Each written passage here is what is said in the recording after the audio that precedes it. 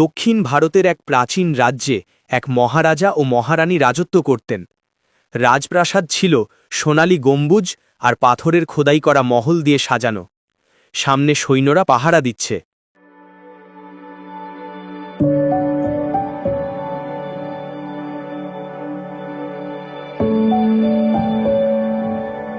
মহারানী ছিলেন সৌন্দর্য ও জ্ঞানে অতুলনীয়, কিন্তু তিনি ভয়ঙ্কর শয়তানের মন্দিরে গিয়ে পুজো করতেন। জ্বলে ওঠো, আমার ইচ্ছার আগুনে জ্বলে ওঠো, লোকে দেখবে এই ভক্তির আলো। কিন্তু তারা জানে না, প্রতিটি দীপশিখার সাথে রাজ্যের গভীরে প্রবেশ করছে আমার কালো জাদু।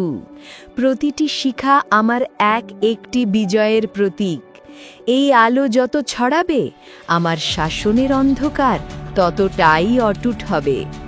খুব শীঘ্রই এই সমগ্র রাজ্য আমার পদতলে নত হবে। এক রাতে মহারাজা দেখলেন মহারানী চাঁদের আলোয় প্রাসাদের ছাদে এক অদ্ভুত মন্ত্র উচ্চারণ করছে। মহারাজ সন্দেহ করে দেখতে পেলেন মহারানী এক অশুভ আত্মার সাথে কথা বলছে। এত রাতে মহারানী ছাদের উপরে কার সাথে কথা বলছে?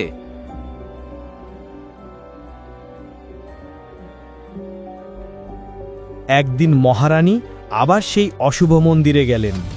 এবার মহারাজ মহারানীকে পিছু নিতে লাগল। মহারাজ দেখলেন মহারানী মন্দিরের ভিতরে কিছু মন্ত্র উচ্চারণ করছে। মন্ত্র পড়ার সাথে সাথেই এক অশুভ শয়তান মহারানীর সামনে হাজির হল। শয়তানটি বলতে লাগল, মহারানী, তুমি যদি তোমার রাজ্যের মানুষের রক্ত দাও, প্রত্যেক অমাবস্যার রাতে একটি করে মানুষ আমার নামে বলি দাও, তাহলে আমি তোমার ইচ্ছা পূরণ করব। তোমার হাতে রাজ্য চিরকাল থাকবে, মানুষেরা তোমার কথা শুনতে বাধ্য হবে।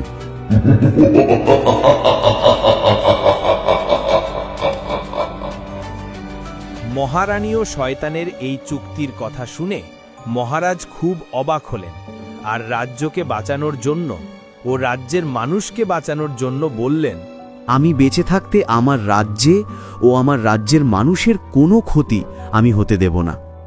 মহারানী ও শয়তানের এই আশা আমি কোনোদিনই পূরণ হতে দেব না। এই বলে মহারাজ ক্ষুব্ধ হয়ে শয়তান ও মহারানীকে থামাতে তলোয়ার তুললেন, কিন্তু শয়তান মহারানীর ভিতরে প্রবেশ করল, মহারাজকে মাটির সাথে লুটিয়ে দিল। তার সাথে মহারানীও মাটিতে লুটিয়ে পড়ল। সেই দিন থেকে এই শয়তান মহারানীর ভিতরে আজীবন রইল।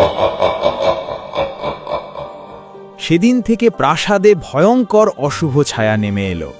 মহারানী অর্ধেক মানুষ ও অর্ধেক শয়তান ডাইনিতে পরিণত হল।